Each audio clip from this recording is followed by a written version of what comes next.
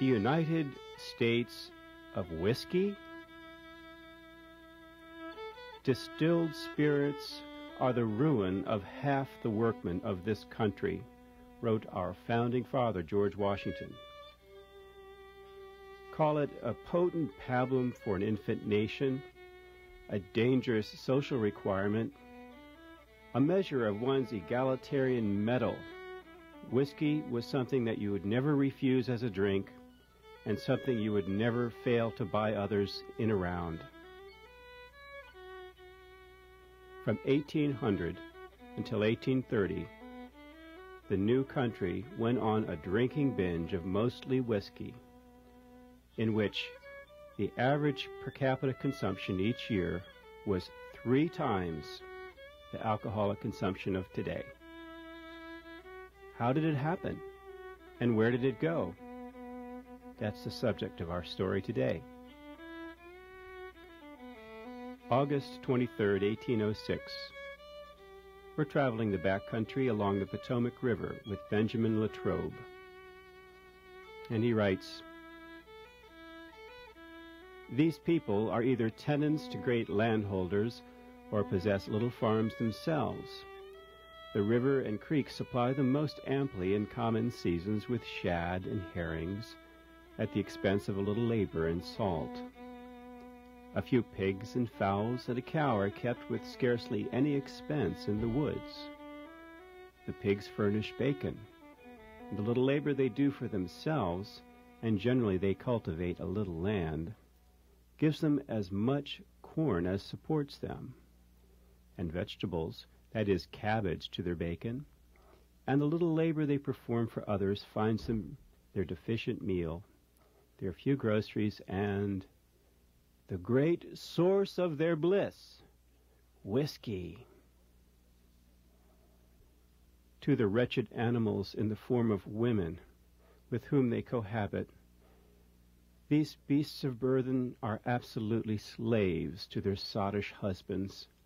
They spin a little and make up household cloths, cotton chiefly, and also linsey, and earned a little whiskey by spinning from more decent and wealthy neighbors." The whiskey boom that began in earnest at 1800 was preceded by a rum boom, which was ended when taxes were imposed on molasses from the West Indies. Then there was a large migration of Scottish and Irish distillers at the end of the 1700s, many who came here with the knowledge of how to distill whiskey in the finest forms. They traveled to western Pennsylvania, western Maryland, and the upper Shenandoah Valley, where they found fertile land ideal for growing the grain, the corn, and the wheat, and the rye, and mountain streams providing plenty of fresh, clean water, and terminal forests providing them with the wood fuel they needed. And all of this not too far from large markets for their whiskey, the coastal towns. Add to this some new inventions. These canny Scotch distillers had developed new forms of still design.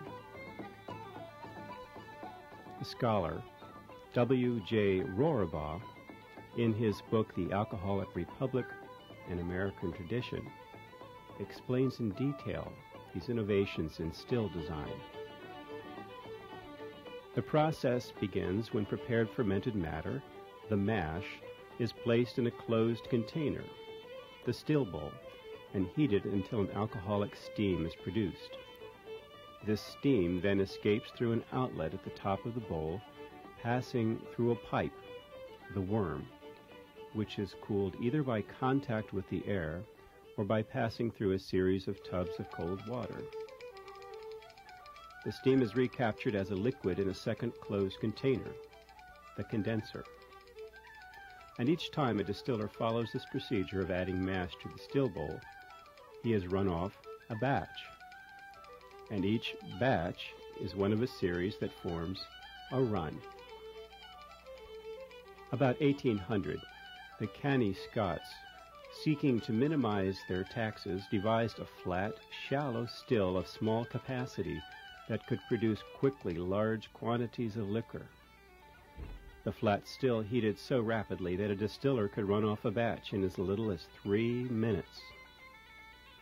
In America, where fuel was cheap, labor dear, and the equipment was taxed lightly or not at all, the skills were not so flat as those used in Scotland. Even so, American whiskey distillers discovered that the shallow bowl cut the size and hence the expense of the still. It reduced waste at the beginning and ends of the run and produced a higher quality liquor.